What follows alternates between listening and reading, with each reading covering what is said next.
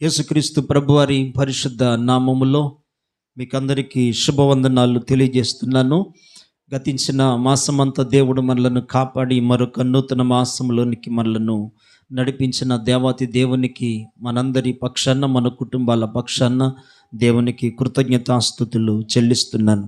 July మాసము మొదటి ఆదివారము మరల మనం ప్రభు సన్నిధులు ఎలాగున కలుసుకొని ప్రభువులు ఆనందించడానికి, ఆయనను స్తుతించడానికి, మరి విశేషంగా దేవుని మాటలు మనము వినడానికి దేవుడు మనకు అనుగ్రహించిన అత్యద్భుతమైన ఆయన కృపను బట్టి నేను ప్రభువును స్తుతిస్తున్నాను.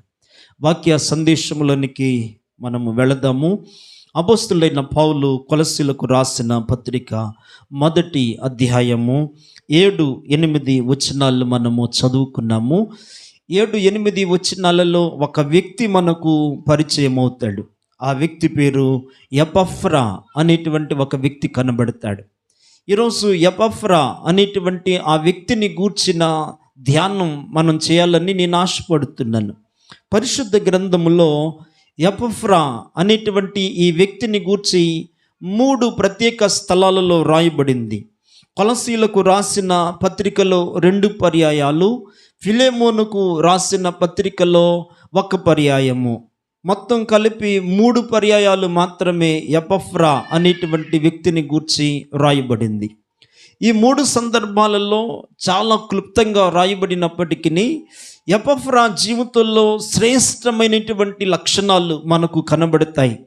చాలా అద్భుతమైనటువంటి ఆధ్యాత్మిక జీవితం ఎపఫ్రా జీవితంలో నుండి మనం నేర్చుకోవడానికి చక్కని సంగతులు పరిశుద్ధ గ్రంథంలో రాయబడ్డాయి.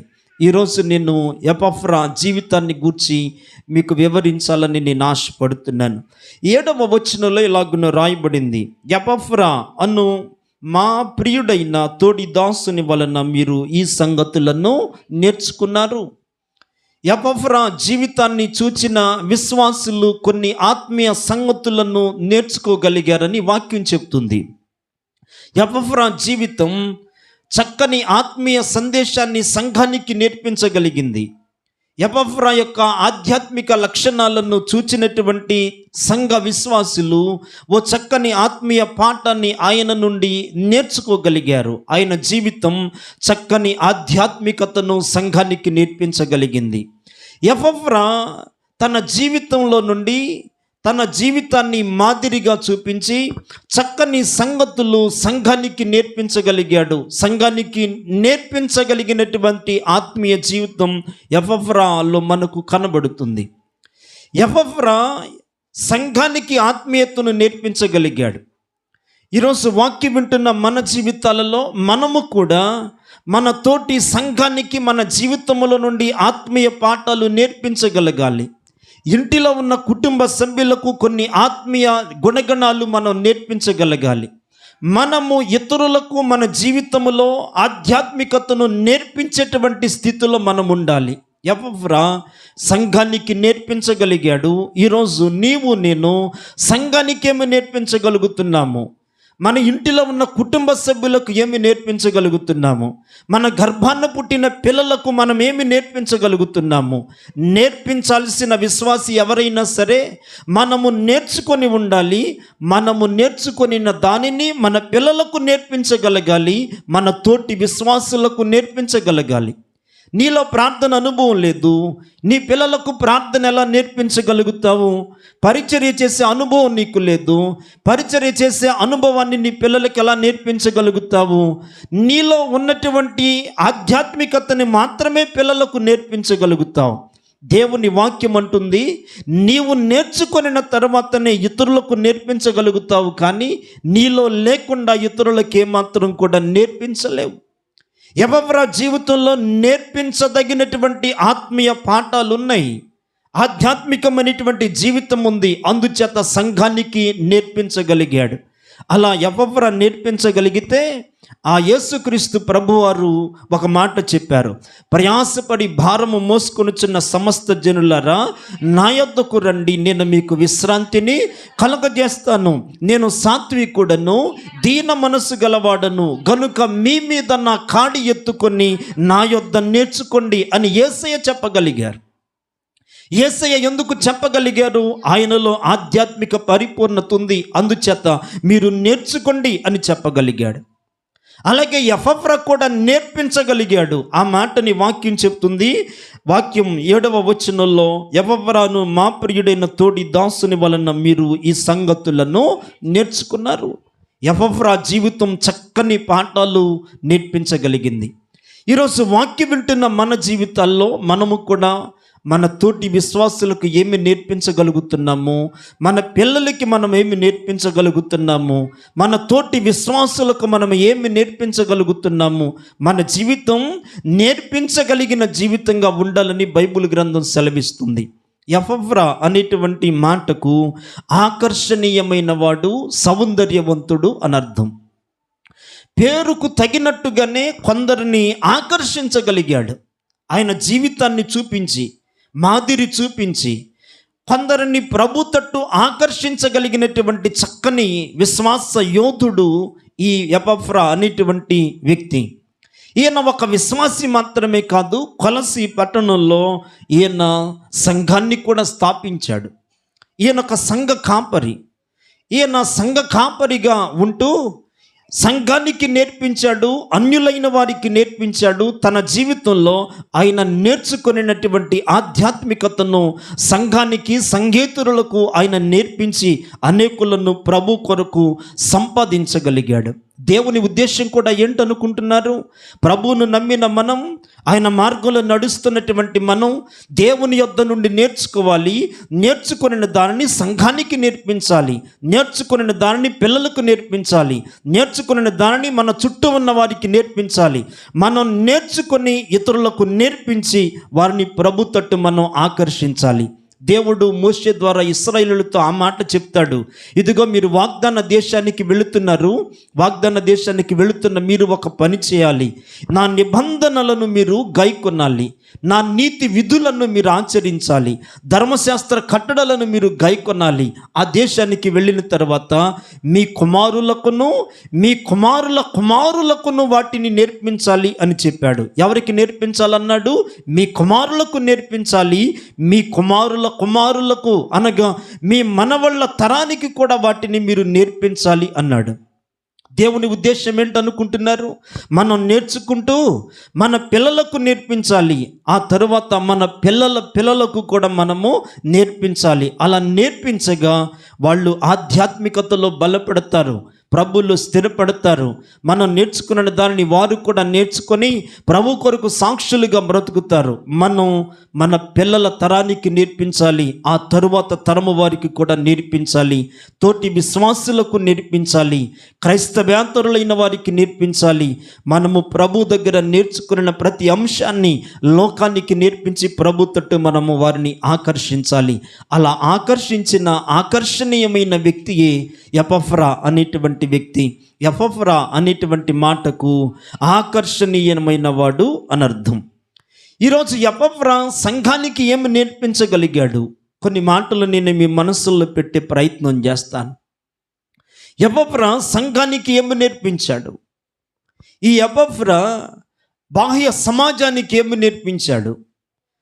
ప్రభు తట్టు అనేకులను ఆకర్షించిన క్రమంలో ఈయన ఏమి నేర్చుకున్నాడు? సంఘానికి ఏమి నేర్పించగలిగాడు?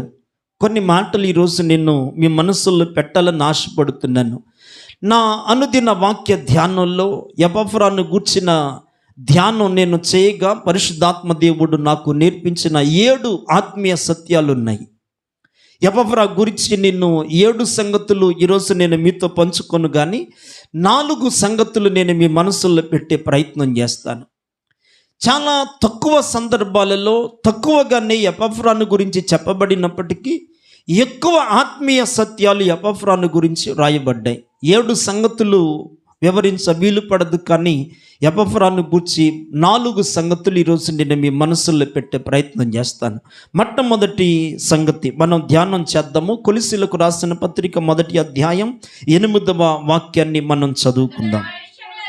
అతడు మా విషయములో నమ్మకమైన క్రీస్తు పరిచారకుడు, అతడు ఆత్మయందలి మీ ప్రేమను మాకు తెలిపినవాడు. చాలండి. అతడు మా విషయంలో నమ్మకమైన క్రీస్తు పరిచారకుడు. ఎపఫ్రా ఎవరని వాక్యం చెప్తుంది?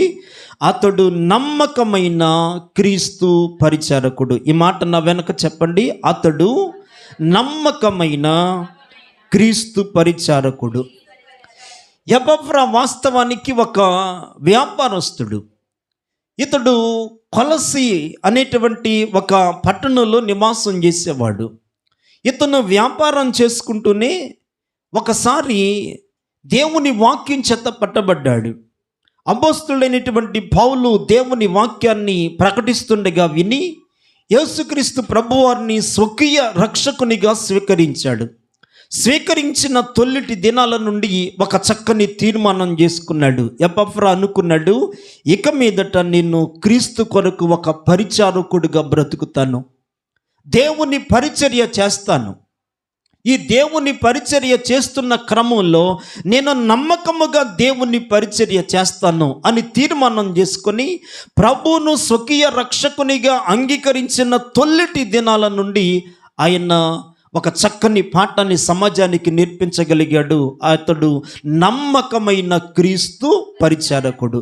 ఏం చేశాడు చెప్పండి? నమ్మకముగా క్రీస్తు యొక్క పరిచర్యను చేశాడు. అందుచేతనే ఆయనను గురించి వాక్యం చెప్తుంది, అతడు నమ్మకమైన క్రీస్తు పరిచారకుడు. దేవుని పరిచర్య మనమందరం కూడా చేసేటువంటి వారంగా ఉండాలి. దేవుని పరిచర్య అనేది ఒక సేవకుని బాధ్యత మాత్రమే కాదు. దేవుని వాక్యాన్ని అంగీకరించిన, క్రీస్తు రక్తములో కడగబడిన ప్రతి విశ్వాసి యొక్క బాధ్యత దేవుని పరిచర్య చేయడం అనేది. దేవుని పరిచర్య మనమందరం కూడా చేయాలి. ఈ దినాలలో పరిచర్య చేసేటువంటి పరిచారకులు చాలా అరుదుగా కనబడుతున్నారు. దేవుని మందిరానికి కేవలం వచ్చి కాసేపు పాటలు పాడి, కాసేపు ఆరాధన చేసి, దేవుడిచ్చినటువంటి ఆర్థిక సామర్థ్యంలో నుండి ఒక కానుకను దేవునికి ఇచ్చి కేవలం వాక్యాన్ని విని తిరిగి వెళ్ళిపోవడం మాత్రమే కాదు, ఆధ్యాత్మిక జీవితంలో మనము దేవునికి పరిచర్య చేసేటువంటి పరిచారకులుగా ఉండాలి. వాక్యం వింటున్న నీ జీవితంలో ఈరోజు ఆలోచించాలి, దేవుని కొరకు నీవెక్కడ పరిచర్య చేస్తున్నావు? దేవుని మందిరానికి వచ్చి ప్రార్థన చేసుకొని వెళ్ళిపోవటమే నీ బాధ్యతగా నీకున్నటువంటి ఒక విధిగా కనబడుతుందేమో. అది నీ జీవితంలో తగదు. నీ జీవితంలో ఖచ్చితంగా దేవునికి పరిచర్య చేసేటువంటి అనుభవంలోనికి నీవు ఖచ్చితంగా రావాలి. దేవునికి పరిచర్య చేయాలి. ఈ పరిచర్య చేస్తున్న క్రమంలో నమ్మకంగా పరిచర్య చేయాలి. ఆత్మీయ జీవితం అనేది, భక్తి జీవితం అనేది ఏదో కేవలం మందిరానికి క్రమంగా వచ్చి వెళ్ళిపోయేటువంటి దానికి పరిమితం కాకూడదు. ప్రతి విశ్వాసి ఎదలోతులు ఆలోచించాలి, నా జీవితంలో నేను దేవునికి ఏ విధంగా పరిచర్య చేస్తున్నాను? ఇన్ని సంవత్సరాల నా విశ్వాస ప్రయాణంలో నేను దేవుని కొరకు చేసినటువంటి పరిచర్య ఏంటి అనేది ప్రతి ఒక్కరూ ఆలోచన చేసుకోవాలి. ఎపఫ్రాను గురించి ఎంత మంచి వాక్యం రాయబడింది. అతడు నమ్మకమైన క్రీస్తు పరిచారకుడు. ఎవరు చెప్పండి? అతడు నమ్మకమైన క్రీస్తు పరిచారకుడు. విశ్వాస జీవితంలో పరిచర్య చేయడం నేర్చుకోవాలండి. దేవుని సేవ అనేటువంటిది మనం చేసేటువంటి పరిచర్య మీదనే అభివృద్ధి చెందుతుంది. పరిచారకులు లేకపోయారనుకోండి, సేవ అభివృద్ధి చెందదు.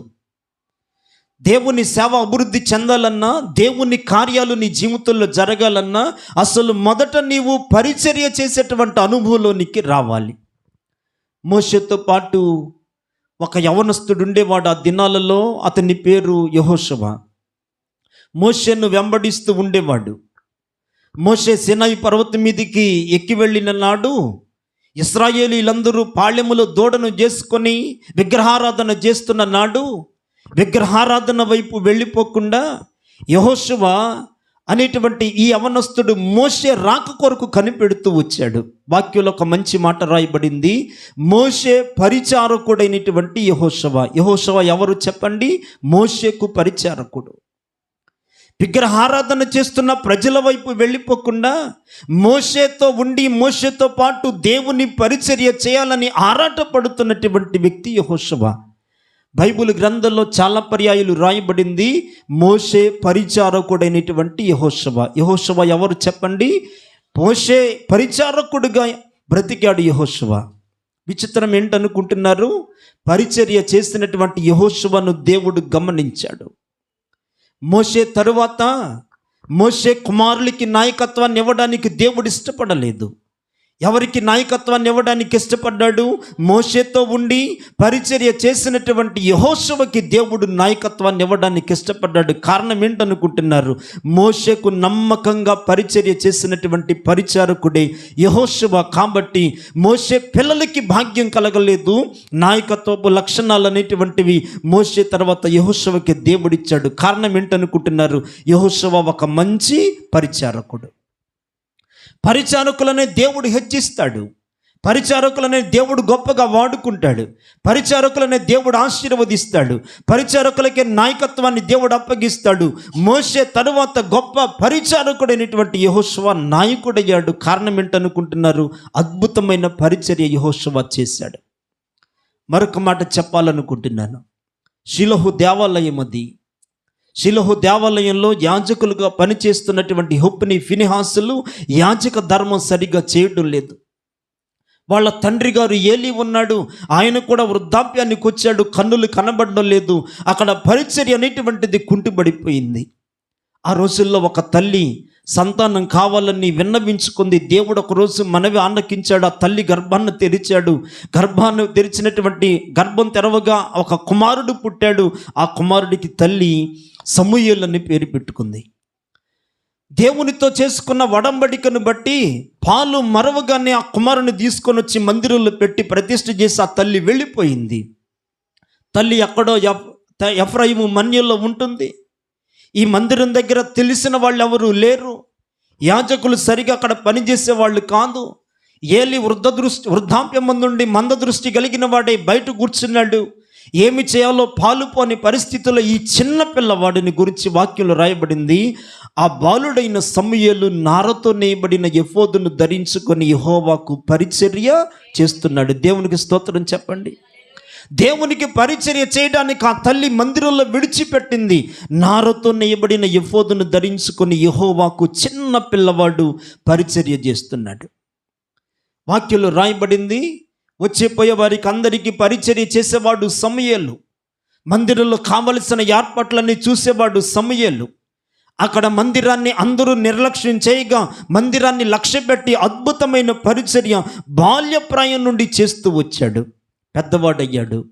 పెద్దవాడైన తరువాత ఆ దేశానికి ప్రవక్త కావలసి వచ్చింది.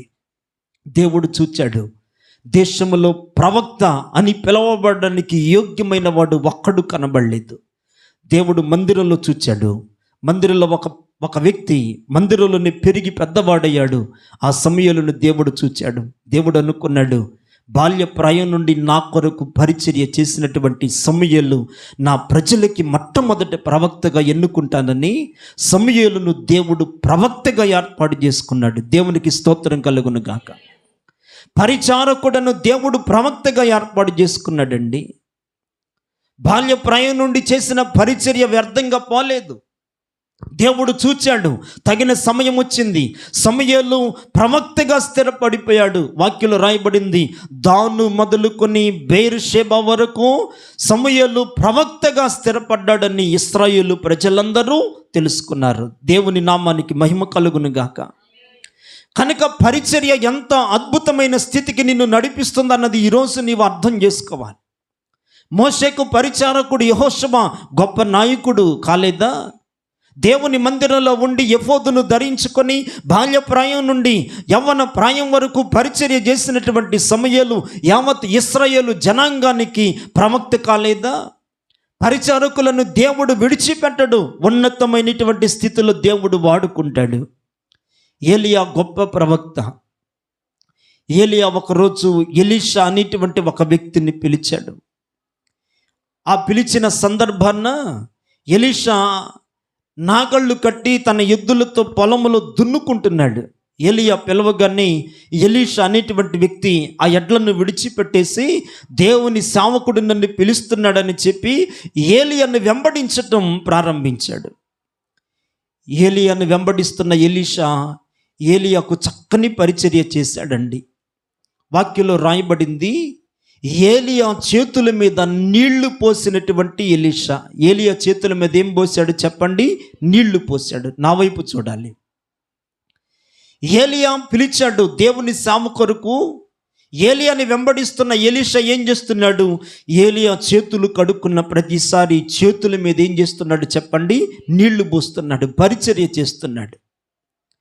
ఏలియా జీవితకాలం ముగిసింది. దేవుడు ఏలియాను పరలోకానికి తీసుకొని వెళ్ళిపోయే సమయం ఆసన్నమైపోయింది. ఆ సంగతి ఎలీషా గారికి కూడా అర్థమయ్యింది. ఏలియా పరలోకానికి తీసుకొని పోబడుతున్న ఆ సమయాన్న ఎలీషా ఏలియా గారి దగ్గరకు వచ్చేలాగన్నాడు, దైవజనుడా, నీవు పరలోకానికి వెళ్ళిపోతున్నావు కనుక నేను నీ నుండి ఒక కోరిక కోరుకుంటున్నాను. నీలో ఉన్నటువంటి ఆత్మలో నాకు 2 పాళ్ళు కావాలి, ఆ 2 పాళ్ళు నాకిమ్మని అడిగాడు.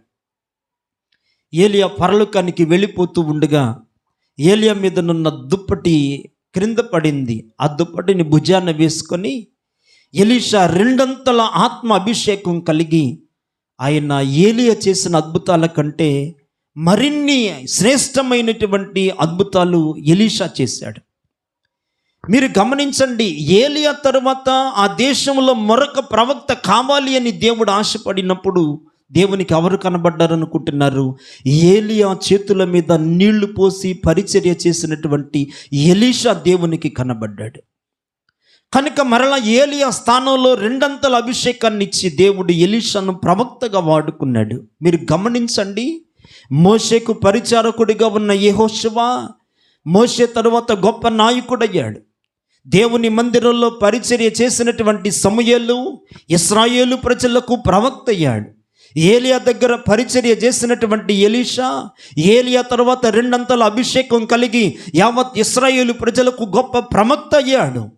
నేనంటాను, పరిచర్య చేసేటువంటి వారిని దేవుడు నాయకులుగా అభిషేకిస్తాడు.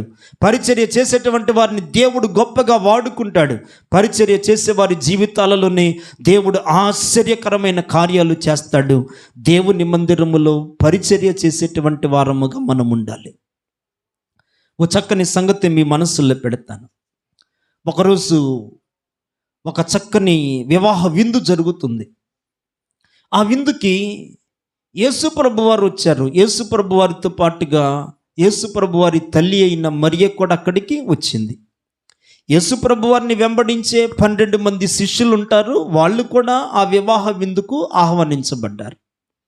ఇంకా ఆ వివాహ విందుకు ఆహ్వానించబడిన బంధువులు కూడా అక్కడున్నారు. వాళ్ళతో పాటుగా విందు ప్రధాని అక్కడున్నాడు. విందు ప్రధానితో పాటుగా పెండ్లి కుమారుడు కూడా అక్కడున్నాడు.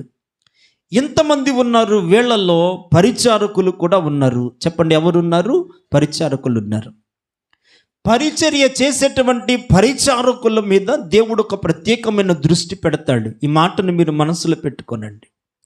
పరిచారకుల పట్లనే దేవుడు కార్యం చేస్తాడు. దేవుని కార్యాలు పరిచారకులకి కనబడతాయి. ఇంతకీ అక్కడికి వెళ్ళిన తర్వాత ద్రాక్షరసం అయిపోయింది. ద్రాక్షరసం అయిపోయిన తర్వాత యేసు తల్లి అయిన మరియ ప్రభువారి దగ్గరికి వచ్చేలాగంది. ద్రాక్షరసం అయిపోయింది అని చెప్పింది. ప్రభువారు అన్నారు, అమ్మ నా సమయము ఇంకా రాలేదు అని చెప్పారు. పరిచారకులను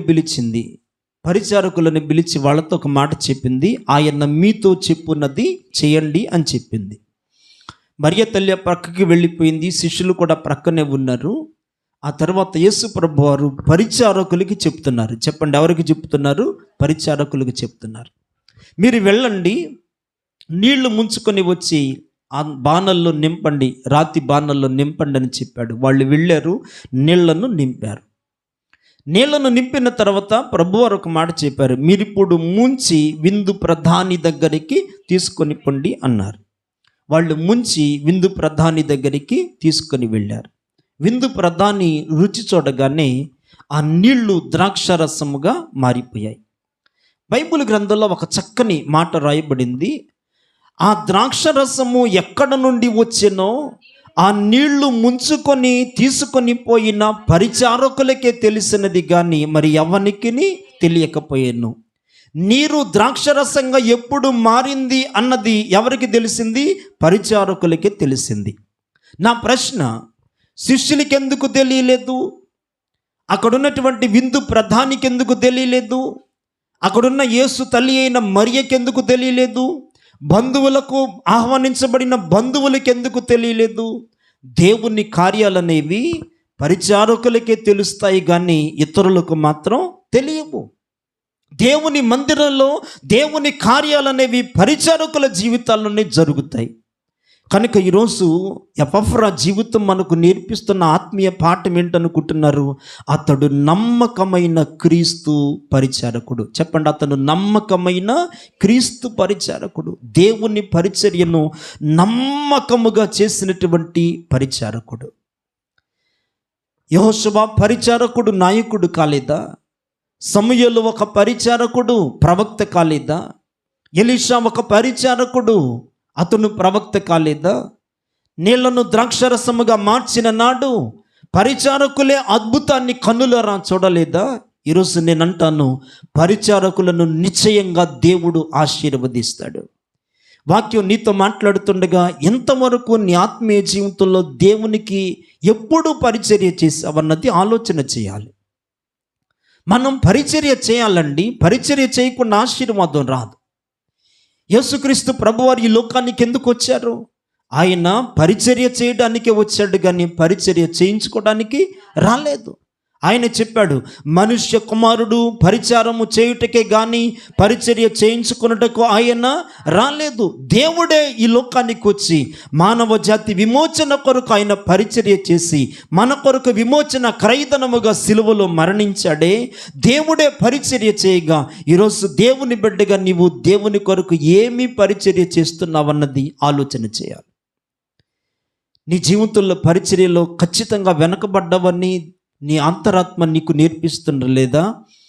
పరిచర్య చేసే విషయంలో నీవెప్పుడు దేవునికి పరిచర్య చేయలేకపోతున్నావని నీ మనస్సాక్షి నీ రోజు నిన్ను గద్దించటం లేదా? ఆలోచన చేయాలి. చేయడానికి చాలా పరిచర్య ఉంది. మందిరంలో కానీ మందిరానికి సంబంధించిన కార్యక్రమాలలో కానీ ఎంతో పరిచర్య నీవు చేయడానికి మిగిలింది, కానీ పరిచర్య చేసేవాళ్ళు లేరు. నీ జీవితంలో నిజముగా నీవు ఆశీర్వదించబడాలంటే పరిచర్య చేయాలి. పరిచర్యలో నీవు పాలి భాగస్థుడవు కావాలి. ప్రతిరోజు లేవగానే ఈరోజు దేవుని పరిచర్య కొరకు నేనేం చేయాలి అన్నది నీవు ఆలోచన చేయాలి. ప్రేమ విందు జరుగుతుంది. ప్రేమ విందులో పరిచర్య చేసేటువంటి స్త్రీలు 2-3 కనబడుతున్నారు. ఇంకా మిగిలిన స్త్రీలు కూడా పరిచర్య చేయడానికి ముందుకు రావడం ద్వారా మీరెంతగానైనా దీవించబడతారు. పరిచర్య చేస్తున్న స్త్రీల కొరకు దేవుడు నిశ్చయంగా ఆశీర్వాదాన్ని సిద్ధం చేశాడు. కానీ 2-3 కాదు, మిగిలిన స్త్రీలు కూడా పరిచర్య చేయగలగాలి. 2-3 పురుషులే కాదు, మిగిలిన పురుషులు కూడా పరిచర్య చేయగలగాలి. దేవుని బిడ్డలుగా మన భక్తి జీవితంలో మనము పరిచర్య చేసేటువంటి వారంగానే ఉండాలి, కానీ మనం పరిచారము చేయించుకునేటువంటి వారముగా ఉండకూడదు. ఎపఫ్రాను గురించి వాక్యం చెప్తుంది, అతడు నమ్మకమైన క్రీస్తు పరిచారకుడు. దేవుని పరిచర్యను ఎలా చేశాడు చెప్పండి? నమ్మకంగా చేశాడండి. దేవుని పరిచర్య కూడా నమ్మకంగా చేయాలి, అపనమ్మకంగా చేయకూడదు. సేవకుడు చెప్పాడు కాబట్టి సేవకుడిని తృప్తిపరచాలని పరిచర్య చేయకూడదు. సేవకుడు గద్దించాడు కాబట్టి సేవకుడి ముఖస్థుతి కొరకు పరిచర్య చేద్దామని పరిచర్య చేయకూడదు. దేవుని పరిచర్య అనేటువంటిది నమ్మకముగా మనము చేయాలి. వాక్యం అంటుంది, నమ్మకమైన వానికి దీవెనలు మెండుగా కలుగును. మీరు నమ్మకంగా పరిచర్య చేయండి, దీవెనలు మీ ఇంటికి వస్తాయి, మీ జీవితాల్లో మీరు అనుభవిస్తారు. దేవునికి ఎవరు కావాలనుకుంటున్నారు? దేవుని యొద్ద నివసించేది కూడా నమ్మకస్తులైన వారే నివసిస్తారు. వాక్యం అంటుంది, నా యొద్ద నివసించినట్లు దేశములో నమ్మకస్తులైన వారిని నేను కనిపెడుతున్నానన్నాడు దేవుడు. దేవుడు ఎవరిని చూస్తున్నాడు చెప్పండి? నమ్మకంగా పరిచర్య చేసే పరిచారకులను దేవుడు చూస్తున్నాడు. మీరు నమ్మకంగా పరిచర్య చేయండి, దేవుడు మిమ్మలను అద్భుతంగా దీవిస్తాడు, ఆశీర్వదిస్తాడు. దేవుని యొద్ద నివసించేటువంటి భాగ్యం మీకు కలుగుతుంది. మరొక మాట కూడా రాయబడింది, మరణము వరకు నమ్మకముగా ఉండుము, నేను నీకు జీవ కిరీటాన్ని ఇస్తానన్నాడు. దేవుని పిల్లలుగా ఎవరికి జీవ కిరీటం ఇవ్వబడుతుంది? నమ్మకంగా జీవించే వారికే జీవ కిరీటం ఉంది. కనుక నీకు దీవెన కావాలన్నా, నీకు జీవ కిరీటం కావాలన్నా, దేవుని యొద్ద నివసించేటువంటి గొప్ప భాగ్యం నీకు కలగాలన్నా, దేవుని పరిచర్యను నీవు నమ్మకముగా చేసేటువంటి వ్యక్తిగా నీవు ఉండాలి. మోషేను గురించి దేవుడు ఏం చెప్పాడండి? మోషే మిక్కిలి సాత్వికుడు, నా ఇల్లంతటిలో కూడా అతడు నమ్మకమైనవాడు. ఎంత నమ్మకంగా దేవుని పరిచర్య చేశాడండి. దేవుడే చెప్పాడు, నా ఇల్లంతటిలో మోషే నమ్మకమైన వ్యక్తి, సాత్వికుడని చెప్పాడు. కనుక దేవుని పిల్లలుగా మనం నమ్మకంగా బ్రతకాలి, నమ్మకంగా పరిచర్య చేయాలి. ఆదివారం ఒకసారి మందిరానికి వచ్చి మిగిలిన 6 దినాలు నీ ఇంటికి వెళ్ళిపోయి నీ సొంత పనులలోనే కేవలం నీవు జీవించి మరలా ఆదివారం మాత్రమే దేవుని పనిని జ్ఞాపకం పెట్టుకునే వారంగా మనం ఉండకూడదు. ప్రతి దినము నీకు నీవుగా ప్రశ్న వేసుకోవాలి, ఈరోజు నా కొరకు నేను కష్టపడుతున్నాను, కానీ దేవుని కొరకు నేను ఏ పరిచర్య చేస్తున్నాను? మీరు ఆలోచించాలి.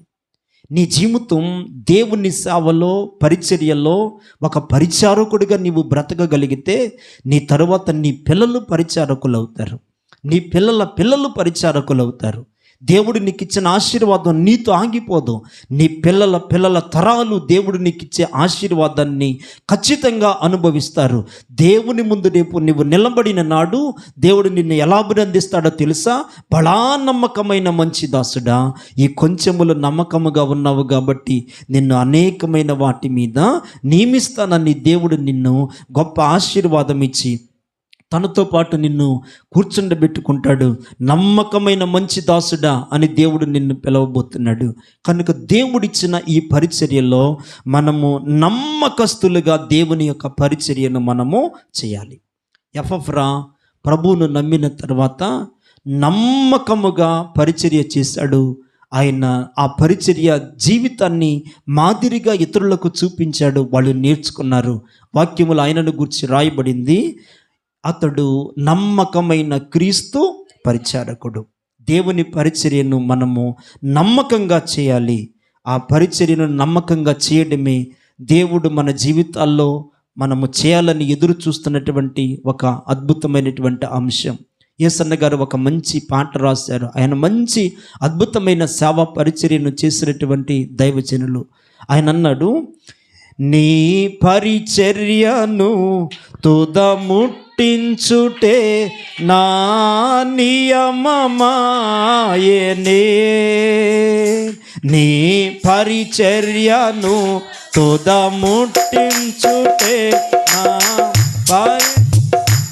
ఆయనే, నీ సన్నిధిలో నే పొందుకోరి నీ స్నేహితుడానైతే, ఆహా నా ధన్యత, ఓహో నా భాగ్యము, ఏమని వివరింతును, ఏమని వివరింతును, ఆహా నా ధన్యత, ఓహో నా భాగ్యము, ఏమని వివరింతును,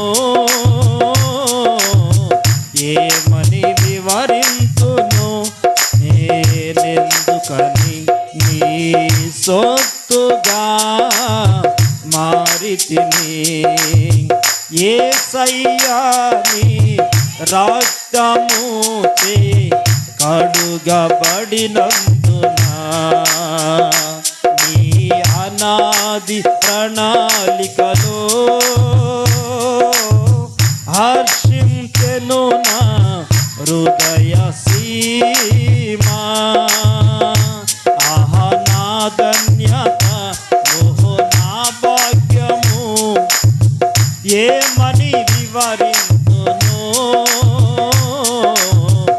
ఏమని వివరింతును, ఆహా నా ధన్యత, ఓహో నా భాగ్యము, ఏమని వివరింతును, ఏమని వివరింతును. హల్లెలూయా. నీ పరిచర్యను తుదమిట్టించుటే నా నియమము అని చెప్పాడు. ఎంత అద్భుత పదప్రయోగం చేశాడు అనుకుంటున్నారు? దేవుడు నాకు ఇచ్చిన నియమం ఏంటనుకుంటున్నారు? ఆయన పరిచర్యను నేను తుదముట్టించాలి, పరిచర్య చేయాలి, అదే దేవుడు నాకు ఇచ్చిన నియమం అన్నాడు. మనందరి నియమం అదే కావాలి. దేవుని పరిచర్య మనం నమ్మకంగా ఈ లోకంలో చేయాలి. ప్రభు కొరకు నమ్మకంగా బ్రతకాలి.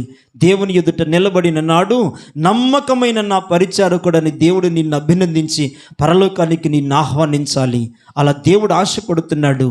ఈ లోకంలో నమ్మకంగా దేవుని పరిచర్యను మనము చేయాలి. ఎఫ్రా సంఘానికి ఏమి నేర్పించాడు అనుకుంటున్నారు? అతడు నమ్మకమైన క్రీస్తు పరిచారకుడు. ఎఫ్రాను గూర్చి దేవుని వాక్యం ఏం చెప్తుంది? మరొక మాటను మనం చదువుదాం. కొలసీలకు రాసిన పత్రిక 4వ అధ్యాయం 12వ వాక్యం చివరి పాదాన్ని మనం చదువుకుందాం. కొలసీలకు రాసిన పత్రిక 4వ అధ్యాయం 12వ వాక్యాన్ని చదువుదాం. మీలో ఒకడును క్రీస్తు యేసు దాసుడునైన ఎఫ్రా మీకు వందనములు చెప్పుచున్నాడు. చదవండి. మీరు సంపూర్ణులను, ప్రతి విషయములో దేవుని చిత్తమును గూర్చి సంపూర్ణాత్మ నిశ్చయత గలవారునై నిలకడగా ఉండవలెనని ఇతడెల్లప్పుడును మీ కొరకు తన ప్రార్థనలలో పోరాడుచున్నాడు. చాలండి. ఇతడు ఎల్లప్పుడూ మీ కొరకు తన ప్రార్థనలలో పోరాడుచున్నాడు. ఎఫ్రాను గూర్చి దేవుని వాక్యం అంటుంది, అతడు ఎల్లప్పుడూ మీ కొరకు తన ప్రార్థనలలో పోరాడుచున్నాడు. ఇతని జీవితం మనకు నేర్పిస్తున్న రెండవ ఆత్మీయ పాఠం, అతడు ఎల్లప్పుడూ సంఘము కొరకు ప్రార్థనలలో పోరాడుతున్నాడు. చెప్పండి, ఎక్కడ పోరాడుతున్నాడు? ప్రార్థనలలో పోరాడుతున్నాడు. ఎపఫ్రా గొప్ప ప్రార్థన పరుడు, నమ్మకమైన క్రీస్తు పరిచారకుడని మొదటి మాట మనం ధ్యానం చేశాము. రెండవది, ఇతడు ఎల్లప్పుడూ తన ప్రార్థనలలో మీ కొరకు పోరాడుతున్నాడు. ప్రార్థనలలో పోరాడుతున్నాడు. ఇతను గొప్ప ప్రార్థన యోధుడు కూడా. ప్రభువును నమ్మిన తర్వాత ఎక్కువగా ప్రార్థన అనుభవాలలో బ్రతికాడు. ప్రార్థనలలో పోరాడుతూ ఉండేవాడు. ఎప్పుడు ప్రార్థన చేసేవాడని వాక్యం చెప్తుంది. ఇతడు ఎల్లప్పుడూ ప్రార్థన చేసేవాడు. ప్రార్థన అనేది ఆదివారం ఒకరోజు మనం చేసే వారంగా ఉండకూడదు. జ్ఞాపకానికి వచ్చిన నాడు చేసేటువంటి ప్రార్థన అనుభవాలు దేవుడికి ఇష్టం ఉండదు. దేవుని పిల్లలు ఎల్లప్పుడూ ప్రార్థన చేయాలి. చెప్పండి, ఎప్పుడు చేయాలి? ఎల్లప్పుడూ ప్రార్థన చేయాలి. ప్రార్థన చేయటానికి దేవుని పిల్లలు ఎప్పుడు వేగిరపడాలి. ఎల్లప్పుడూ ప్రార్థన చేయాలి. విసుకక నిత్యము ప్రార్థన చేయాలి. మెళకువగా ఉండి ప్రార్థన చేయాలి. ఎడతెగక ప్రార్థన చేయాలి. దేవుని పిల్లలు ఎల్లప్పుడూ ప్రార్థన చేయాలి. ఆ అనుభవం ఎఫ్రా గారికి ఉంది. ఈయన ఎవరి కొరకు ప్రార్థనలో పోరాడేవాడని వాక్యం చెప్తుంది? సంఘము కొరకు అతడు ఎల్లప్పుడూ ప్రార్థనలలో పోరాడుతూ ఉన్నాడు. ప్రార్థనలో పోరాడేటువంటి పోరాట స్ఫూర్తి కలిగిన వాడు ఎపఫ్రా. సహజంగా ఈ పోరాటం అనేటువంటిది ఆత్మీయ జీవితంలో క్రైస్తవుడు కలిగినటువంటి ఒక అద్భుతమైన లక్షణం. పోరాడేటువంటి పోరాట యోధుడు గమ్యాన్ని చేరాలని పోరాడుతాడు. పొందాలనుకున్న దాన్ని పొందాలని పోరాడుతాడు. కొరింథీ సంఘానికి పౌలు ఒక మాట రాస్తాడు, పందెపు రంగమందు పోరాడు ప్రతివాడు బహుమానము పొందునట్లుగానే పోరాడుతాడు. పోరాడేవాడు దేనికి పోరాడుతున్నాడు? బహుమానం పొందాలని పోరాడుతున్నాడు. గురి యొద్దకు వెళ్ళాలని పోరాడుతున్నాడు. పోరాడేటువంటి ప్రతివాడు కూడా ఖచ్చితంగా గురిని చేరుకోవాలి, గమ్యాన్ని చేరుకోవాలి, సాధించాలనుకున్నది సాధించాలి, సిద్ధపరచబడిన బహుమానాన్ని పొందుకోవాలని పోరాటంలో ఉన్నాడు క్రైస్తవుడు.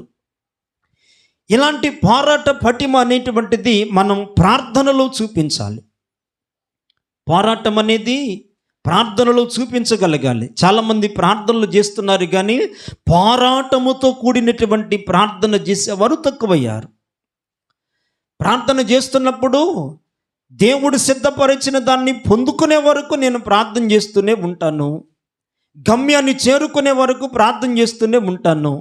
దేవుడు సిద్ధపరిచిన దానిని పొందుకునే వరకు కూడా నేను ప్రార్థన చేస్తూనే ఉంటానని ప్రార్థనలలో పోరాడేటువంటి పోరాట స్ఫూర్తి దేవుని పిల్లలకి కావాలి. ఎపఫ్రా ఎలాంటి వాడు అనుకుంటున్నారు? ఆయన సామాన్యమైన ప్రార్థన పరుడు కాదండి.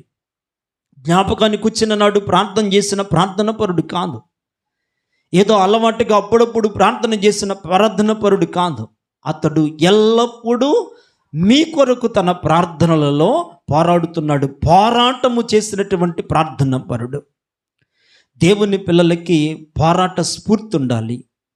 దేవుని దగ్గరకు వచ్చినప్పుడు ప్రార్థించే ప్రతి ప్రార్థన పరుడు పోరాటం చేసి ప్రార్థన చేయాలండి. నేను అనుకున్నది సాధించే వరకు పోరాడుతాను. దేవుడు ఇవ్వాలనుకున్న దాన్ని నేను పొందుకునే వరకు పోరాడుతాను. నా గమ్యాన్ని చేరే వరకు పోరాడుతానని ప్రార్థనలలో పోరాటం చేసేటువంటి పోరాట యోధులు దేవునికి కావాలి. ఉత్తుతి ప్రార్థనలో నీకు ఉపయోగకరం కాదు, నాకు ఉపయోగకరం కాదు. నీ ప్రార్థనలు అసలు ఎవరికి ఉపయోగకరం కాదు. నీ ప్రార్థన ఎప్పుడు ఉపయోగకరంగా మారుతుంది అనుకుంటున్నావు? పోరాటము చేసేటువంటి ప్రార్థన నీకు ఉపయోగకరంగా ఉంటుంది, నీ పిల్లలకు ఉపయోగకరంగా ఉంటుంది, సంఘానికి కూడా ఉపయోగకరంగా ఉంటుంది. ఎల్లప్పుడూ ప్రార్థనలలో పోరాడేటువంటి పోరాట స్ఫూర్తి నీకు కావాలి. అలా పోరాడి ప్రార్థనలో దేవుని ఆశీర్వాదం పొందిన గొప్ప భక్తుడు యాకోబు. యాకోబును గూర్చి బైబిల్ గ్రంథంలో ఒక మంచి మాట రాయబడింది. యెహోషువ గ్రంథం 12వ అధ్యాయం 3-4 వచనాలు మీరు ఇంటికి వెళ్ళిన తర్వాత ఒకసారి మీరు చదువుకోండి. యాకోబు సామాన్యుడు కాదు, పోరాట స్ఫూర్తి కలిగినటువంటి గొప్ప బీజం కలిగిన వాడు యాకోబు. ఇతను తల్లి గర్భంలో ఉండగానే తన సహోదరుని మడిమను పట్టుకొని పోరాడిన పోరాట యోధుడు యాకోబు. పోరాటం అనేది అక్కడే ప్రారంభమైంది. యాకోబు జీవితంలో తల్లి గర్భంలో ఉండగానే పోరాటం ఆరంభమైంది. యాకోబు తన సహోదరుని మడిమను పట్టుకొని అతడు అక్కడే పోరాటం చేశాడు. వాక్యంలో అక్కడ రాయబడింది, అతడు మగసిరి గలవాడై దేవునితో పోరాడాడు. చెప్పండి, ఎవరితో పోరాడాడు? దేవునితో పోరాడాడు. మగసిరి గలవాడై పోరాడాడు. అక్కడ పోరాటం స్ఫూర్తిని చూపించి అంచెలంచెలుగా వచ్చిన అవకాశాన్ని సద్వినియోగం చేసుకొని ఆశీర్వాదాన్ని కూడా చేజిక్కించుకొని వెళ్ళిపోతున్న క్రమంలో అతడు అరణ్యంలోనికి వెళ్ళిపోతూ దేవుని దర్శనాన్ని చూచి ఆ తర్వాత పద్దనరాములో 21 సంవత్సరాలుండి తిరిగి వెనుకకు తిరిగి వస్తున్న క్రమంలో ఎబ్బోకు రేవు దగ్గరకు వచ్చిన తర్వాత అతడు ఆ రాత్రి దేవునితో పోరాడాడు. చెప్పండి, ఎవరితో పోరాడాడు? దేవునితో పోరాడాడు. పోరాటం చేసేటువంటి ప్రార్థన యాకోబు వలె మనం కూడా చేయగలగాలి. దేవుడు దగ్గరకు వచ్చాడు, దేవుణ్ణి గట్టిగా పట్టుకున్నాడు యాకోబు. నీవు నన్ను ఆశీర్వదించితేనే కానీ నేను నిన్ను విడిచిపెట్టనన్నాడు. తెల్లవారిపోతుంది, నన్ను విడిచిపెట్టమన్నాడు దేవుడు. కానీ యాకోబు, నీవు నన్ను ఆశీర్వదించిన తర్వాతనే నేను నిన్ను విడిచిపెడతానన్నాడు. దేవుడు ఆ రాత్రి యాకోబును ఆశీర్వదించాడు. అందుచేత యాకోబును గురించి వాక్యం చెప్తుంది, అతడు మగసిరి గలవాడై దేవునితో పోరాడాడు. ప్రార్థన చేస్తున్నప్పుడు యాకోబులా పోరాడాలి. నీ పిల్లల కొరకు పోరాడాలి, సంఘము కొరకు పోరాడాలి. నీ ప్రార్థనలో పోరాట స్ఫూర్తి నీవు చూపించగలిగితే దేవుడు నిన్ను ఆశీర్వదించకుండా దాటిపోడు. మగసిరి గలవాడవై నీవు పోరాడగలగాలి. అతడు కన్నీరు విడిచి దేవుని దగ్గర పోరాడాడు. ఆశీర్వదించిన తర్వాత దేవుడు అన్నాడు, యాకోబు, ఇక మీదట నీ పేరు యాకోబు అనబడదు, ఇక మీదట నీ పేరు ఇశ్రాయేలు అనబడుతుంది. నీవు మనుషులతో కాదు, నీవు దేవునితో పోరాడావు. చెప్పండి, ఎవరితో పోరాడాడు? దేవునితో పోరాడాడు. ఈరోజు నీ జీవితంలో ఎలాంటి ప్రార్థన చేస్తున్నావు? దేవుని దగ్గర పోరాడుతున్నావా? దేవుడు ఎవరు చూపిన ఆశీర్వాదాన్ని పొందుకునే వరకు నేను దేవుని దగ్గర పోరాడుతానని కఠిన దీక్ష చేసి పోరాడి గెలవగలుగుతున్నావా? గెలవాలి నీ ప్రార్థనలో అని నీవు ఆశపడితే నీ ప్రార్థనలో పోరాటాన్ని చూపించాలి. యాకోబులా పోరాడాలి, మగసిరి గలవాడవై పోరాడాలి. ఎపఫ్రా అంత ప్రార్థన తృష్ణ కలిగిన వాడు. ఈ కడవరి దినాలలో ఏదో కాసేపు ప్రార్థన చేసే ప్రార్థన నీ జీవితానికి చాలదు. ఈ దినాలలో నీవు కార్యాలు చూడాలంటే, నీ తర్వాత నీ పిల్లల తరాలు దీవించబడాలంటే, నీ కుటుంబం ప్రభు రాకడ కొరకు సిద్ధపడాలంటే ప్రార్థనలలో పోరాడడం నీవు నేర్చుకోవాలండి. దేవుని దగ్గర పోరాటం చేయాలి, నీ ప్రార్థనలో దేవుని దగ్గర పెనుగులాడాలి. అలా ప్రార్థించినటువంటి ప్రార్థన పరుల జీవితాల్లో దేవుడు గొప్ప కార్యాలు చేస్తాడు. ఒక సంఘటన నా మనసులోకి వస్తుంది.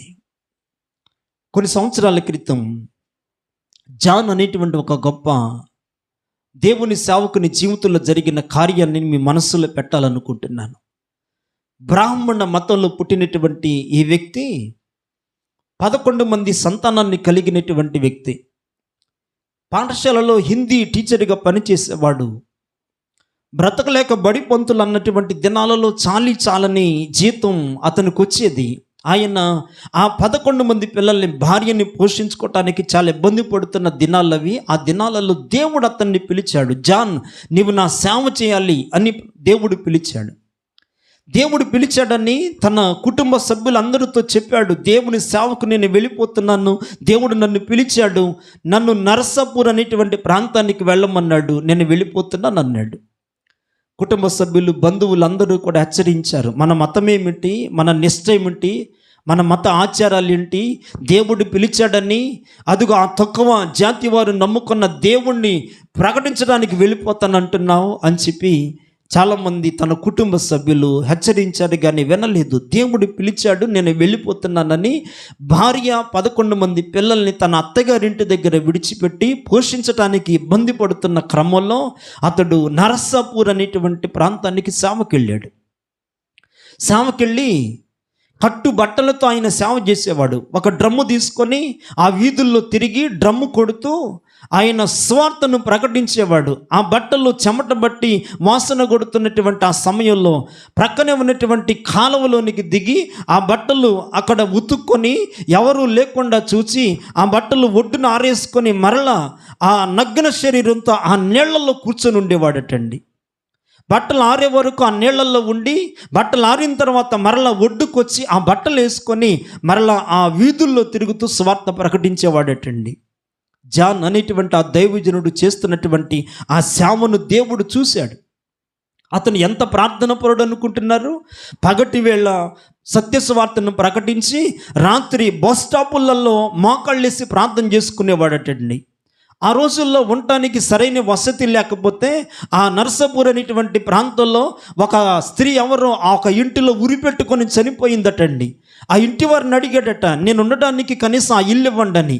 ఎలాగో ఆ ఇల్లు ఖాళీ చేసామో ఆ ఇంటిలో ఉండమని చెప్తే ఆ ఇంటిలోనికి వెళ్ళి ఆ స్త్రీ ఉరేసుకొని చనిపోయినటువంటి ఆ ఇంటిలో నివాసం ఉంటూ పగలంతా సువార్తను ప్రకటిస్తూ రాత్రి వేళల్లో ప్రార్థనలు చేసేవాడటండి.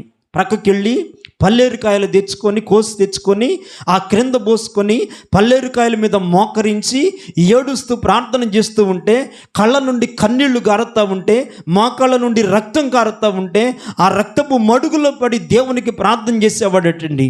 దేవా, ఈ నరసాపూర్ ప్రాంతానికి నన్ను పంపించావు, నన్ను ఈ నరసాపూర్ ప్రాంత ప్రజల కొరకు వాడుకోమని ప్రార్థన చేసేవాడటండి. తెల్లవారేసరికి అతను ప్రార్థన చేస్తున్నటువంటి స్థలం అంతా రక్తపు మడుగుగా మారిపోయేదటండి. ఒకరోజు దేవుడు చెప్పాడట, నీవు వెళ్ళి నీ కుమారులు, నీ సంతానాన్ని 11 మందిని తెచ్చుకోమన్నాడటండి. వెళ్ళి తెచ్చుకున్నాడు. పాడుబడిన ఇంటిలో భార్య 11 మంది పిల్లల్ని పెట్టుకొని అతను అలాగున్న పగలంతా సువార్త చేసి ఎవరైనా కాస్త ఆ కానుకిస్తే ఆ కానుకను తీసుకొని వెళ్ళి పిల్లలకి పెట్టి చాలని అన్నంతో తన భార్య అతను కడుపు నింపుకొని పిల్లల కడుపులు నింపి అతను సువార్త ప్రకటిస్తూ ఉండేవాడటండి. ఆ దినాలలో దేవుడు అమెరికా దేశంలో ఉన్నటువంటి ఒక దొరగారితో మాట్లాడాడు. భారతదేశం, ఆంధ్రప్రదేశ్ రాష్ట్రం, నర్సాపూర్లో జాన్ అనేటువంటి 4 పేర్లు చెప్పాడటండి దొరగారికి. 4 పేర్లు: భారతదేశం, ఆంధ్రప్రదేశ్, నర్సాపూర్, జాన్. అమెరికా దేశం నుండి దొరగారు బయలుదేరి భారతదేశానికి వచ్చి, భారతదేశం నుండి ఆంధ్ర రాష్ట్రానికి వచ్చి, ఆంధ్ర రాష్ట్రంలో నర్సాపూర్ ఎక్కడ ఉందో తెలుసుకొని నర్సాపూర్కి వచ్చి నర్సాపూర్లో ఒక హోటల్లో విడిది తీసుకొని నర్సాపూర్లో వెతుకుతున్నాడటండి. జాన్ అనేటువంటి పాస్టర్ గారిని నాకు కావాలని. సహజంగా దొరగారు వచ్చాడంటే నా బోటు అందరికీ ఆశ ఉంటుంది, నేనే John, I'm John, please give me some money అని అందరూ అడుగుతున్నారటండి. కానీ ఎవరు ఏ మాట చెప్తున్నా దొరగారు చెప్తున్నాడు, మీరెవరు జాన్ కాదు, దేవుడు నాకు దర్శనంలో చూపించినటువంటి జాన్ వేరు అని చెప్పి అందరినీ ప్రక్కన పెడుతున్నాడట. అందరినీ అడుగుతున్నాడటండి దొరగారు, నాకు జాన్ అనేటువంటి సేవకుడు కావాలని. చాలా దినాలు ఉన్నాడు, ఎవరు చెప్పలేదు. చివరికి జాన్ అనేటువంటి ఆయన కనబడలేదుకి వెళ్ళిపోవాలనుకుంటున్న తరుణంలో దేవుడు మరలా చెప్తున్నాడు, జాన్ని నువ్వు వెతకాలి అని. ఇంతలో ఎవరో చెప్పారటండి, అదిగో అక్కడ స్టేషన్ ప్యాటల్లో ఒక అతను ఆ డ్రమ్ము కొట్టుకుంటూ వాక్యం చెప్తా ఉంటాడు, బహుశా ఆయనేమో జాన్ అని చెప్పి ఎవరో చెప్పారట. వెంటనే దొరగారు బయలుదేరి స్టేషన్ పేటకు వచ్చాడటండి. అక్కడికి వచ్చేసరికి పట్టపగలు సువార్త చెప్పి కొన్ని పల్లేరుకాయలు తెచ్చుకొని ఆ నేల మీద పోసుకొని ఆ నేల మీద మోకరించి, పల్లేరుకాయల మీద మోకరించి ఏడుస్తూ ప్రార్థన చేస్తున్నాడటండి. దొరగారు దగ్గరికి వచ్చి చూచి, దూరంగా చూచి వెంటనే వచ్చి కౌగులించుకొని ముద్దు పెట్టుకొని, నాకు దేవుడు నా దేశంలో దర్శనంలో చూపించినటువంటి జాన్ నీవే అని చెప్పి ఆ జాన్ గారిని ఇంటికి తీసుకెళ్ళాడట.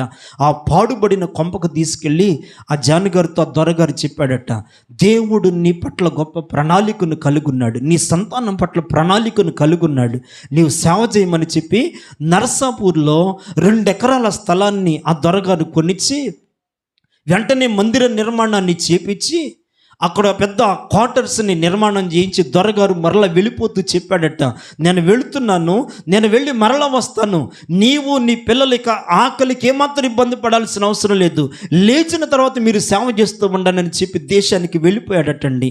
అప్పుడు ప్రారంభమైంది నర్సాపూర్లో దేవుని సేవ. నేటికి నర్సాపూర్ పేరు చెప్తే జానయ్య గారు చేసినటువంటి సేవే అమోఘమైనటువంటి సేవ. అంత గొప్ప సేవకుడు ఎందుకు అయ్యాడు అనుకుంటున్నారు? పల్లేరుకాయలు కింద పోసి రక్తపు మడుగులు ప్రార్థన చేసినటువంటి, పోరాడినటువంటి ప్రార్థనాపరుడు జానయ్య గారు. ఇప్పటికీ ఆ నర్సాపూర్ పట్టణంలో ఉన్నటువంటి ఆయన హెడ్ క్వార్టర్స్లో ఆయన సంతానానికి వచ్చినటువంటి కోడళ్ళు అమెరికా వాళ్ళే, అల్లుళ్ళు అమెరికా వాళ్ళే. ఇంతకీ అమెరికా వాళ్ళు తరచూ వెళ్ళిపోయేటువంటి రాష్ట్రంలో ఉన్నటువంటి ఆ పట్టణం ఏదనుకుంటున్నారు? నర్సాపూర్ పట్టణం. అంత గొప్ప ఆశీర్వాదం జానయ్య గారికి ఎందుకు కలిగింది అనుకుంటున్నారు? ప్రార్థనలు పోరాడాడండి. ఈరోజు అలా ప్రార్థన చేసే ప్రార్థన పరులు ఎవరున్నారు? కూర్చొని కాసేపు ప్రార్థన చేయడానికి ఇబ్బంది పడుతున్నారండి.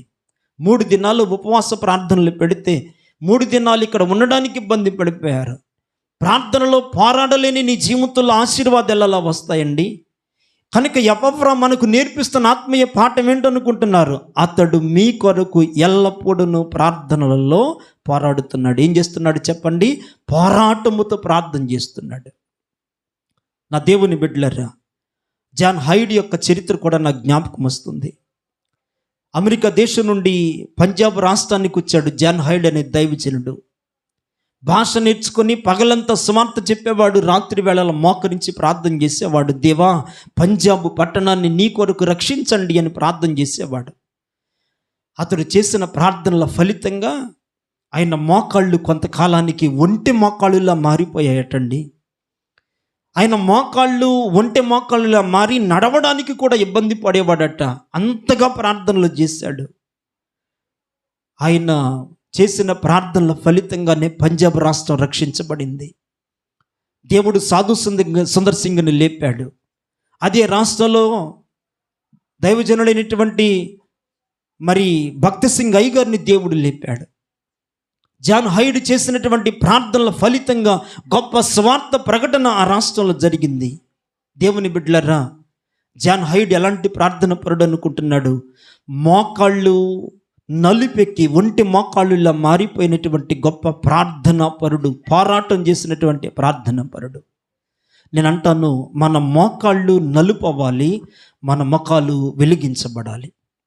ప్రార్థనలో నీ మోకాళ్ళు నలుపు అయితే నీ ముఖం ప్రకాశిస్తుంది.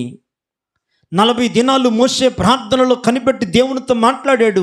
క్రిందికి దిగి వచ్చేసరికి ఆయన ముఖం ప్రకాశించింది. ఇశ్రాయేలీలు ఆయన ముఖాన్ని చూడలేకపోయానని వాక్యంలో రాయబడింది. ప్రార్థనలో పోరాటం నీవు చేయగలిగితే నీ తోటి వారు కూడా నీ ముఖాన్ని చూడలేనంత తేజస్సు దేవుడు నీ ముఖంలో పెడతాడు. అందుచేత మనం ప్రార్థనలలో పోరాడాలి. ఈరోజు దేవుడు నీతో మాట్లాడుతున్నాడు.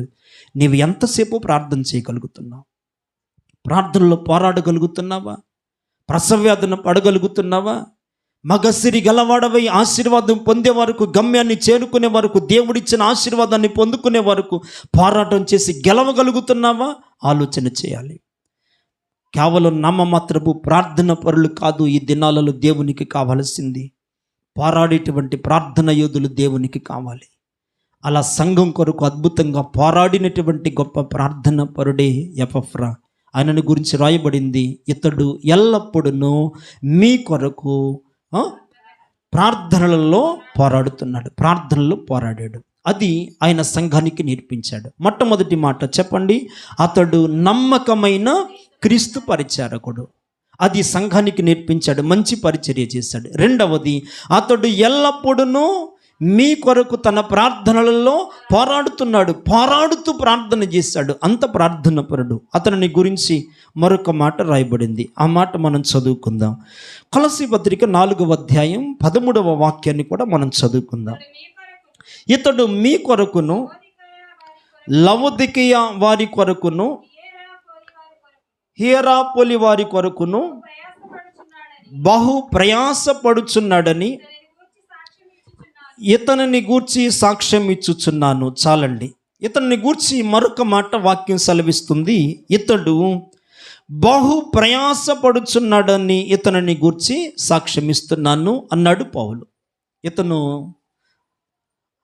సంఘానికి నేర్పించిన 3వ ఆత్మీయ పాఠం ఏంటనుకుంటున్నారు? అతడు బహుగా ప్రయాసపడ్డాడు. చెప్పండి, ఎలా ప్రయాసపడ్డాడు? బహుగా ప్రయాసపడ్డాడు. తలలెత్తిన మాటలు మీరు ఆలకించండి. ఇతను నేర్పించాడు, ఈ సంగతులన్నీ సంఘానికి నేర్పించాడు. అలా నేర్పించిన సంగతులలో మొట్టమొదటి సంగతి, అతడు నమ్మకమైన క్రీస్తు పరిచారకుడు. చెప్పండి, ఎవరతను?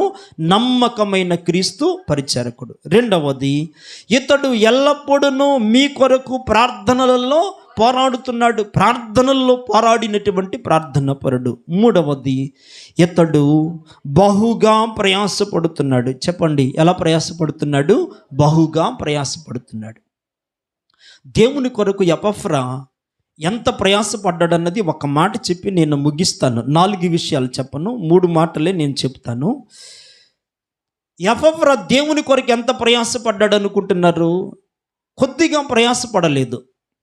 కొద్దిగా ప్రయాసపడిన వాడైతే బహుగా ప్రయాసపడ్డాడనే మాట చెప్పబడేది కాదు. ఆయన పడిన ప్రయాస అంతా ఇంత కాదు. దేవుని కొరకు బహుగా ప్రయాసపడ్డాడు. దేవుని కొరకు చాలా కష్టపడ్డాడు. ఈయన పడినటువంటి ప్రయాస ఎంత అద్భుతంగా ఉందనుకుంటున్నారు? నేను చెప్పాను, ఇతను కొలస్సీ ప్రాంతానికి చెందినవాడు, వ్యాపారం చేసుకునేవాడు. వ్యాపారం చేసుకోవటానికి ఎఫెసీ పట్టణానికి వెళ్ళేవాడు. కొలస్సీ పట్టణం నుండి ఎఫెసీ పట్టణానికి 100 మైళ్ళ దూరం. చెప్పండి, ఎన్ని మైళ్ళ దూరం? 100 మైళ్ళ దూరం. ఈ రోజుల్లో మనందరికీ ప్రయాణ సాధనాలు ఉన్నాయి, కానీ ఆ రోజుల్లో ఇలాంటి ప్రయాణ సాధనాలు ఏవి కూడా లేవు. ఎవరైనా వెళ్ళాలనుకున్నవారు అయితే గాడిదల మీదనైనా ప్రయాణం చేసి వెళ్ళాలి, లేదా కాలినడకనైనా ప్రయాణం చేసి వెళ్ళాలి. కనుక ఈ 100 మైళ్ళ దూరం ఎలా వెళ్ళేవాడన్నది తెలియదు. కానీ ఇతను వ్యాపార రీత్యా ఇతను ఎఫెసు పట్టణానికి 100 మైళ్ళ దూరం ప్రయాణం చేసి వెళ్ళేవాడు. ఒకరోజు పౌలు గారి వాక్యం విన్నాడు. వాక్యం విన్న తర్వాత రక్షణ పొందాడు. మరలా పౌలు గారు 3 సంవత్సరాలు ఎఫెసులో ఉన్నాడన్న సంగతి తెలుసుకొని పౌలు గారు వాక్యం చెప్తున్నాడన్న ప్రతిసారి కూడా కొలస్సీ నుండి 100 మైళ్ళ దూరం ఇతను వాక్యం వినడానికి వెళ్ళాడు. ఎంత ప్రయాసపడ్డాడు మీరు ఆలోచించండి. ఎన్ని మైళ్ళ దూరం వెళ్ళాడు చెప్పండి? వాక్యం వినడానికి 100 మైళ్ళ దూరం వెళ్ళాడు. 100 మైళ్ళు 150 కిలోమీటర్లకి సమానం. దేవుని వాక్యం వినాలనే ఒక తృష్ణ, ఒక ఆశ అతనిలో పురికొల్పబడుతూ ఉండగా 100 మైళ్ళ దూరాన్ని కూడా లెక్క చేయకుండా నేను 150 కిలోమీటర్లు వెళ్ళైనా సరే దేవుని వాక్యం వినాలని ఆయన 150 కిలోమీటర్లు వెళ్ళి వాక్యం వినొచ్చేవాడు. ఎంత ప్రయాసపడ్డాడు మీరు ఆలోచించండి. ఈ రోజుల్లో మీకు అంత ప్రయాస ఏమీ అవసరం లేదు. ఊరిలోనే మందిరం ఉంది, మనం ఏర్పాటు చేసుకున్న మందిరమే, దేవుడు మనకిచ్చిన మందిరమే. కనీసం 1 కిలోమీటర్ కూడా నీవు నడిచి వెళ్ళాల్సిన అవసరం లేదు. అయినా దేవుని మందిరానికి రాలేవు. ఎక్కడ ప్రభు కొరకు ప్రయాసపడుతున్నావు? నీ ఆత్మీయ జీవితంలో దేవుని కొరకు నీవెక్కడ ప్రయాసపడేది? ఈరోజు దేవుడు నీతో మాట్లాడుతున్నాడు, నీవు ఆలోచించాలి. 150 కిలోమీటర్లు ఎపఫ్రా నడిచి వెళ్ళాడు వాక్యం వినడానికి. ఇంటిలో ఊరిలో ఉన్నటువంటి దేవుని మందిరానికి క్రమంగా వచ్చి వాక్యాన్ని వినలేని ఆత్మీయ దిగజారితనం మన జీవితాల్లో ఉందంటే దేవుడు సిగ్గుపడుతున్నాడు. ఈరోజు నీవు ఆలోచించాలి. అంతగా ప్రభు కొరకు శ్రమ పడ్డాడే, ఈరోజు వాక్యం వినటానికి నీవెందుకు శ్రమ పడడం లేదు? మందిరం ఉందే, దైవజనుడు ఉన్నాడే, పరిచర్య ఉందే, విస్తారమైనటువంటి దేవుని వాక్యం ప్రకటించబడుతుంది. ఎక్కడ నీవు ప్రయాసపడుతున్నావు దేవుని వాక్యాన్ని వినడానికి ఆలోచన చేయాలి. ఎపఫ్రా 150 కిలోమీటర్లు వెళ్ళి వాక్యం వినొచ్చేవాడు. వాక్యం విని రావడం మాత్రమే కాదు, చరిత్ర చెప్తుంది, వెళుతూ వెళుతూ కొందరిని ఎవ్వెసు పట్టణానికి కూడా తీసుకువెళ్ళేవాడటండి. ఒక్కడే వెళ్ళేవాడు కాదు. నేను మాత్రం వాక్యం వింటే సరిపోదు, నాతో పాటు కొందరు మరలా వాక్యం వినాలని మరికొందరిని తీసుకువెళ్ళేవాడటండి. ఈరోజు బాధాకరమైన సంగతి ఏంటనుకుంటున్నారు? మీ ఇంటిలో ఎవరికి వాళ్ళే దేవుని మందిరానికి వస్తున్నారు, కానీ నాతో పాటు నా భర్త రావాలి, నాతో పాటు నా భార్య రావాలి, నాతో పాటు నా పిల్లలు రావాలని వెంటబెట్టుకొని వచ్చి దేవుని వాక్యాన్ని వినిపించేవారు కూడా తక్కువయ్యారు. ఏది దేవుని కొరకు నీవు పడుతున్న ప్రయాస?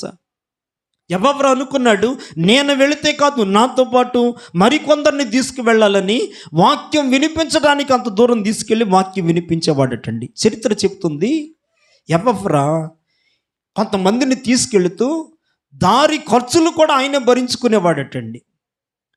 మీరేమీ బాధపడాల్సిన అవసరం లేదు, నాతో పాటు రండి, మీకు అయ్యే ఖర్చు అంతా నేనే భరిస్తాను, దారి ఖర్చులన్నీ నావే, మీరు వచ్చి వాక్యం వినండి, వాక్యం విని మీరు దీవించబడండి అని చెప్పి దారి ఖర్చులు కూడా ఆయనే పెట్టుకొని కొందరిని తీసుకెళ్ళి వాక్యాన్ని వినిపించేవాడటండి.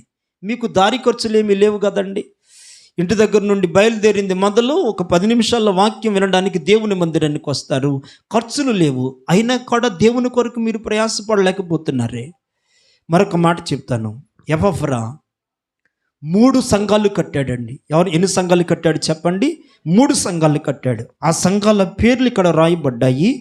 ఆయన కట్టిన 3 సంఘాలలో ఒకటి లవొదికయలో సంఘాన్ని కట్టాడు, రెండవది కొలసీలో సంఘం కట్టాడు, మూడవది హియరాపోలిలో కూడా ఆయన సంఘాన్ని కట్టాడు. ఎన్ని సంఘాలు కట్టాడు?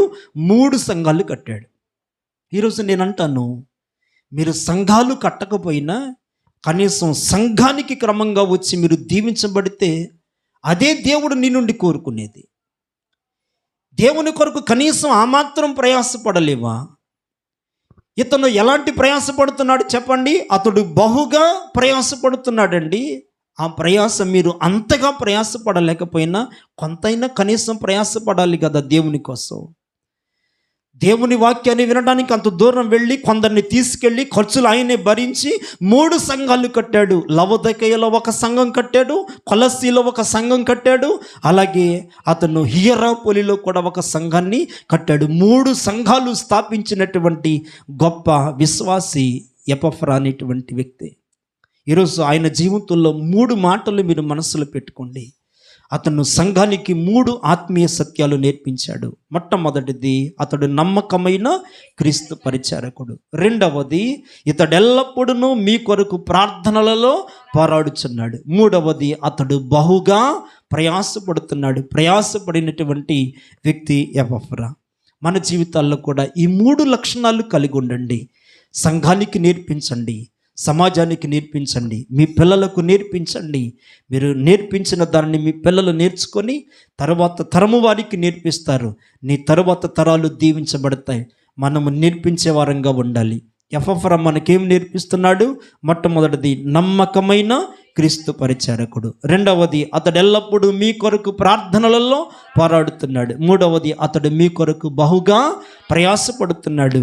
మనం కూడా ఎపఫ్రాను పోలి లోకంలో ప్రభు కొరకు నమ్మకంగా జీవిద్దాం. దేవుడి మాటలు మన వెనుకడిలో దీవించి ఆశీర్వదించును గాక.